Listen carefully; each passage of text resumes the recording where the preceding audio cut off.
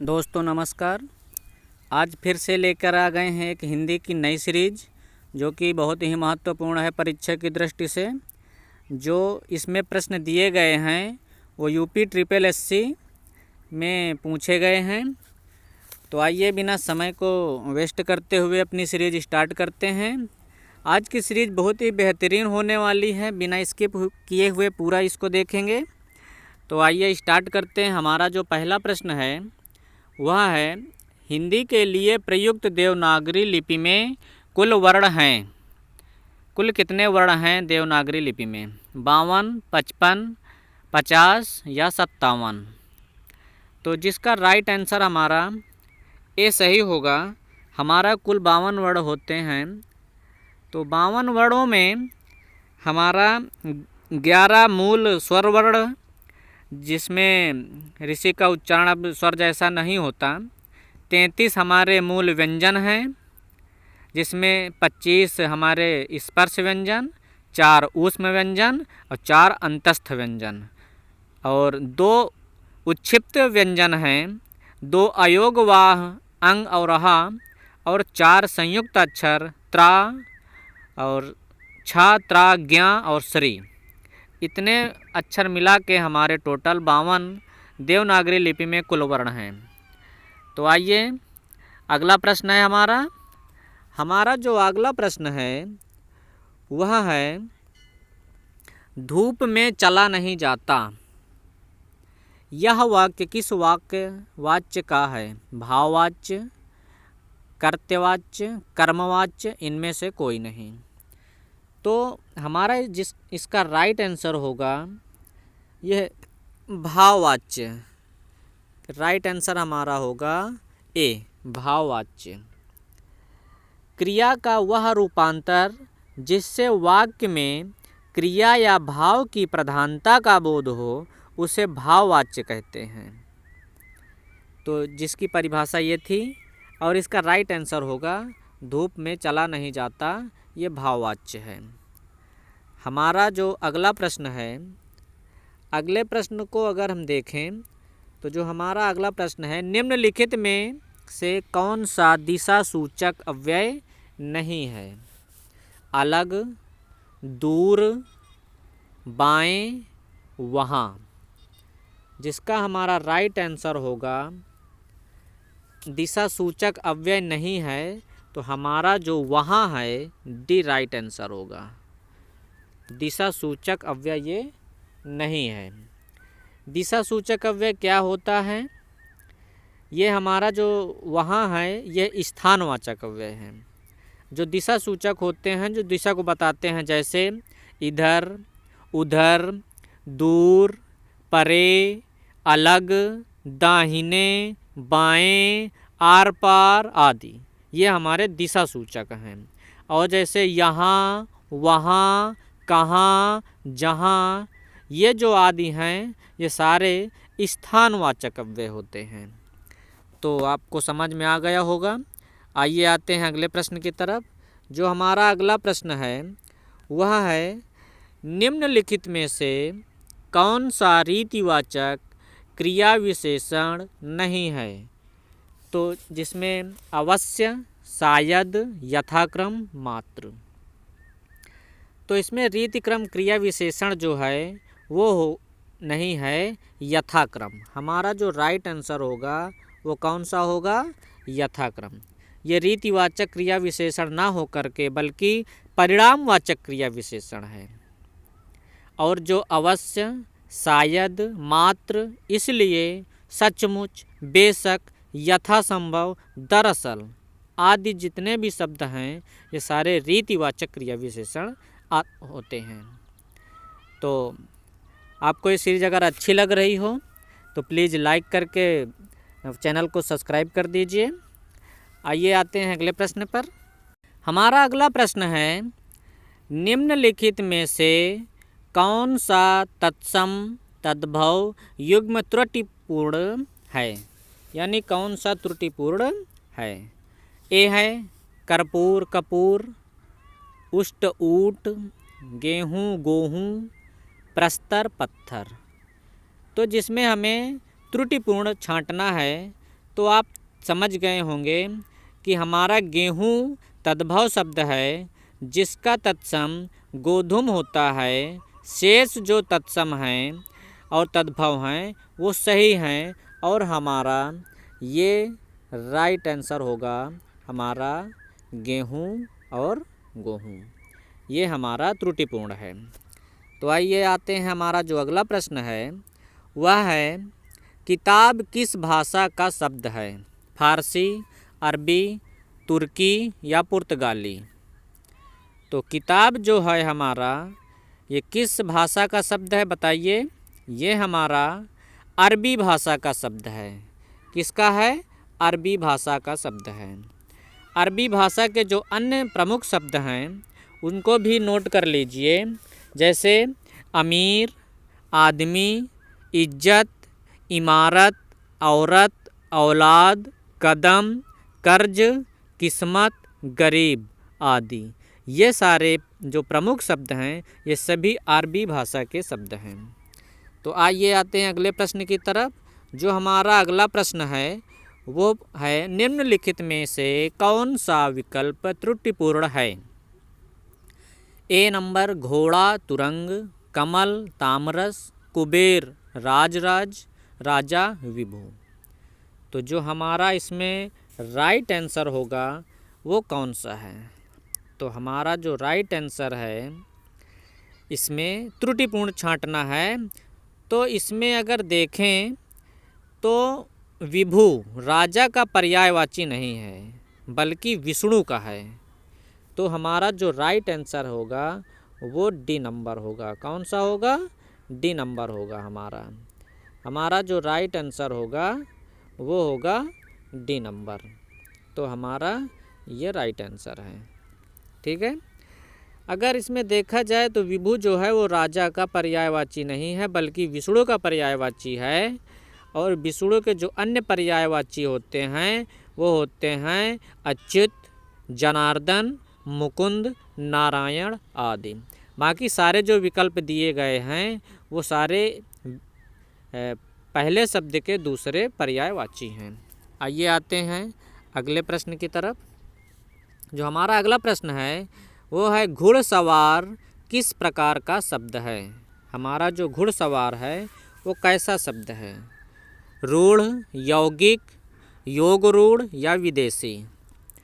तो इसमें हमारा जो घुड़सवार है वो यौगिक शब्द है। कौन सा शब्द है? यौगिक शब्द।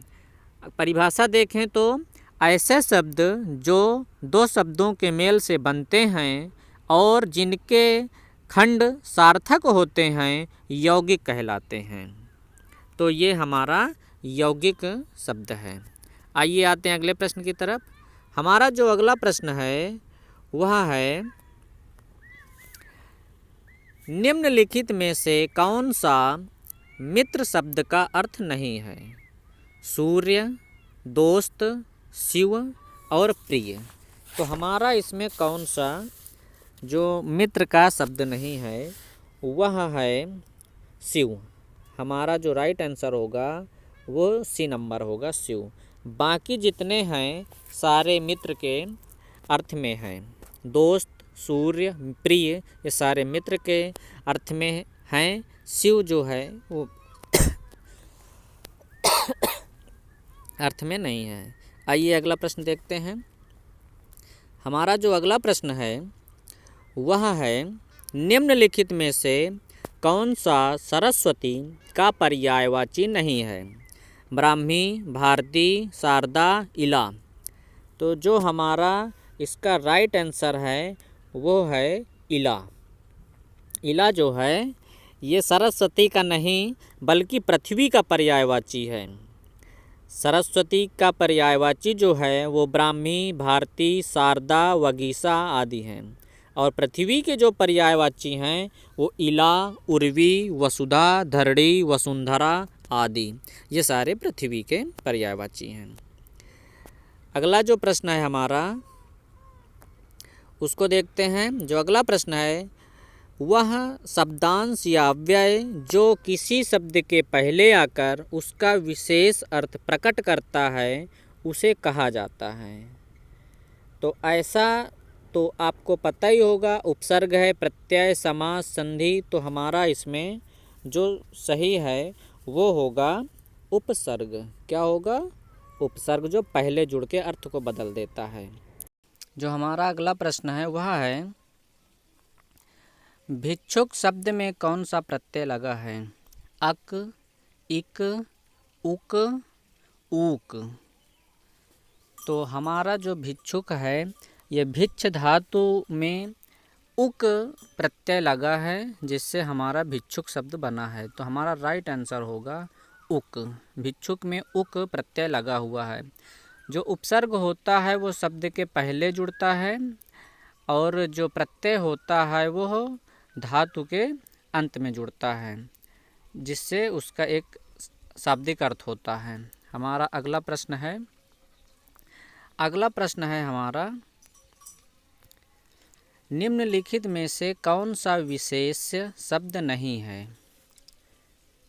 तेज, गुण, घातक या क्रोध। विशेष शब्द नहीं है। घातक विशेषण शब्द है, जिसका विशेष घात होता है। तेज, गुण और क्रोध विशेष शब्द हैं, जिनकी विशेषण क्रमशः तेजस्वी, गुणवान, गुणी तथा क्रुद्ध है। तो हमारा इसमें राइट आंसर होगा घातक। राइट आंसर हमारा क्या होगा? घातक होगा। हमारा अगला प्रश्न है, निम्नलिखित में से कौन सा विशेषण शब्द नहीं है? स्वस्थ, क्षुब्ध, विषाद, हार्दिक। जिसका हमारा राइट आंसर होगा विषाद। विषाद जो है वो विशेषण शब्द नहीं है, यह विशेष है। इसका विशेषण शब्द होता है विषण, जबकि स्वस्थ, क्षुब्ध और हार्दिक ये विशेषण शब्द हैं, जिनके विशेष स्वास्थ्य, क्षोभ तथा हृदय होते हैं। आते हैं अगले प्रश्न में। अगला जो हमारा प्रश्न है वह है, जो स्त्री सूर्य भी ना देख सके, वाक्यांश के लिए एक शब्द है। तो इसका राइट आंसर जो होगा असूर्यपस्या, असूर्य दर्शना, सूर्यपाश्च्या, सूर्य अदर्शना। जिसका राइट आंसर है असूर्यमपस्या। हमारा इसका राइट आंसर ए होगा। ए राइट आंसर होगा।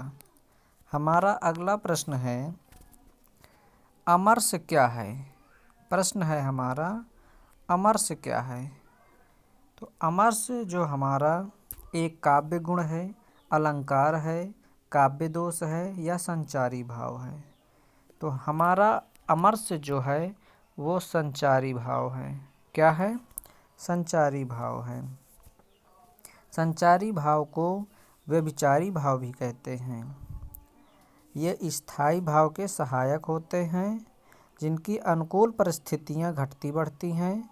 संचारी भावों की संख्या जो है वो 33 होती है। आते हैं अगले प्रश्न की तरफ।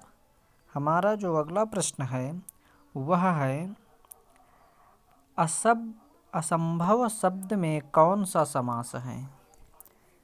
नयस तत्पुरुष, अलुक तत्पुरुष, कर्ण तत्पुरुष, संप्रदान तत्पुरुष। तो जिसका हमारा राइट आंसर होगा नया तत्पुरुष। हमारा ए राइट आंसर होगा। कौन सा राइट आंसर होगा? ए हमारा राइट आंसर होगा। बता दें कि असंभव का जो समास विग्रह होगा वह होगा ना संभव। जिस समास में पहला शब्द निषेधात्मक हो उसे नय तत्पुरुष समास कहते हैं, जैसे असभ्य, अनंत आदि। अगला प्रश्न है हमारा, खेचर शब्द में कौन सा समास है? अलुक तत्पुरुष, नय तत्पुरुष, अधिकरण तत्पुरुष, अपादान तत्पुरुष। तो हमारा जो खेचर है, खेचर शब्द में अलुक तत्पुरुष है। कौन सा तत्पुरुष है? अलुक तत्पुरुष है। हम बता दें कि जिस तत्पुरुष समास में पूर्व पद की विभक्ति का लोप न हो उसे अलुक तत्पुरुष समास कहते हैं, जैसे धनंजय, युधिष्ठिर आदि।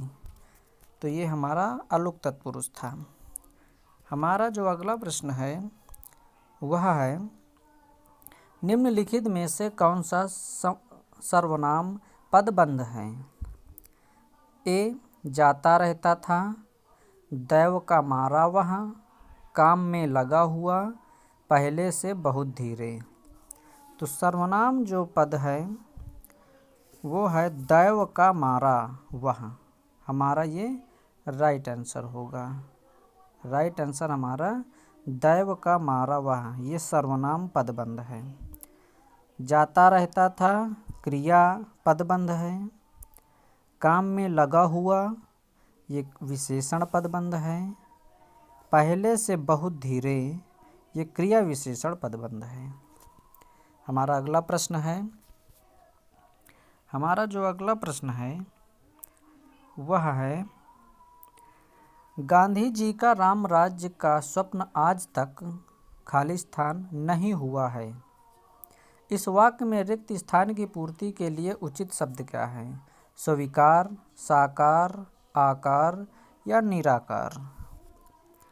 तो इसमें हमारा जो राइट आंसर होगा वह सही है साकार। हमारा राइट आंसर होगा साकार। गांधी जी का राम राज्य का स्वप्न आज तक साकार नहीं हुआ है, ये हमारा राइट आंसर होगा। हमारा जो अगला प्रश्न है वह है, निम्नलिखित में से कौन सा वाक्य शुद्ध है? आज घोड़ा दौड़ भी होगी, गणित कठोर विषय है, बाण शस्त्र और बंदूक अस्त्र है, गरीबों के लिए निःशुल्क शिक्षा की व्यवस्था है।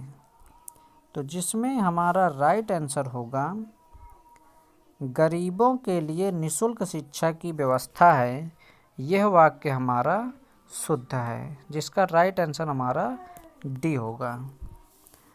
विकल्प ए में घोड़ा दौड़ के स्थान पर घुड़दौड़ होना चाहिए।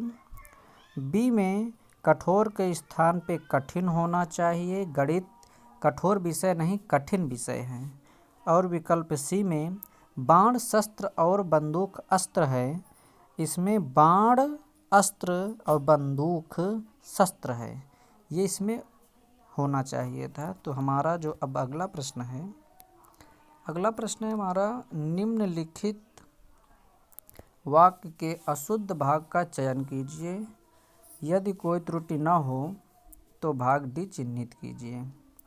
ए, मुझे कल 2 किलो लीची खरीदनी है, कोई त्रुटि नहीं। तो ये हमारा सी में त्रुटिपूर्ण वाक्य है, हमारा इसमें सी में त्रुटि है। लीची स्त्रीलिंग शब्द है, खरीदने के स्थान पर हमें यहाँ क्रिया खरीदनी होना चाहिए। मुझे कल 2 किलो लीची खरीदनी है, ये राइट होगा। अगला प्रश्न है, आपने बुलाया होता तो हम अवश्य आते। अर्थ के आधार पर यह वाक्य है आज्ञावाचक, संकेतवाचक, इच्छावाचक या संदेहवाचक। तो इसमें हमारा राइट आंसर होगा संकेतवाचक। राइट आंसर हमारा कौन सा होगा? संकेतवाचक होगा। जिन वाक्यों में एक क्रिया का होना दूसरी क्रिया पर निर्भर होता है उसे संकेतवाचक वाक्य कहते हैं। इसमें आपने बुलाया होता तो हम अवश्य आते, पहली क्रिया जो है बुलाना, दूसरी जो क्रिया है उस पर निर्भर है, इसलिए इसमें संकेतवाचक, ये संकेतवाचक वाक्य हैं। हमारा जो अगला प्रश्न है वह है, निम्नलिखित में से कौन सा विलोम शब्द युग्म त्रुटिपूर्ण है? कौन सा विलोम त्रुटिपूर्ण है। आविर्भाव, तिरोभाव, एकत्र विस्तार, जागरण निद्रा, विधवा सधवा। तो इसमें हमारा जो त्रुटि है, हमारा इसका राइट आंसर होगा बी। सही आंसर, इसका राइट आंसर हमारा बी होगा। एकत्र का विलोम विस्तार नहीं विकीर्ण होता है। शेष सभी विलोम शब्द सही हैं, इसलिए हमारा बी आंसर गलत होगा। आते हैं अगले प्रश्न की ओर। हमारा जो अगला प्रश्न है वह है नश्वर का सही विलोम शब्द है। अमर, विनश्वर, शाश्वत, निरंतर। तो हमारा नश्वर का जो सही विलोम शब्द होगा वो शाश्वत या अनश्वर होगा। राइट आंसर हमारा सी होगा। शेष विकल्प जो हैं युक्ति संगत नहीं हैं। तो आते हैं अगले प्रश्न की तरफ। हमारा जो अगला प्रश्न है वह है यद्यपि वह पंडित है फिर भी हठी है। यद्यपि वह पंडित है फिर भी हठी है को संयुक्त वाक्य में परिवर्तित करने का सही उत्तर होगा। वह पंडित है किंतु हठी है। वह पंडित है किंतु हठी है। वह पंडित है हठी है। पंडित होने के कारण वह हठी है। पंडित होते हुए भी वह हठी है। तो ये हमारा जो संयुक्त वाक्य में परिवर्तन है, जिसका राइट आंसर हमारा होगा वह पंडित है किंतु हठी है। इसका हमारा राइट आंसर ए होगा। कौन सा होगा? राइट आंसर हमारा ए होगा। दो या दो से अधिक साधारण वाक्य जब पर, किंतु, और या इत्यादि से जुड़े हों तो वे संयुक्त वाक्य कहलाते हैं। तो आपको समझ में आ रही होंगी बातें। अगर वीडियो आपको अच्छी लग रही है तो लाइक करें। इसी प्रकार की और ढेर सारी वीडियो की अपडेट पाने के लिए चैनल को सब्सक्राइब करें। हमारा अगला प्रश्न है महादेवी वर्मा को किस पुस्तक पर ज्ञानपीठ पुरस्कार मिला था? यामा, रश्मि, निहार या नीरजा। तो हमारा जो राइट आंसर होगा वो यामा होगा। कौन सा? यामा। राइट आंसर होगा हमारा यामा।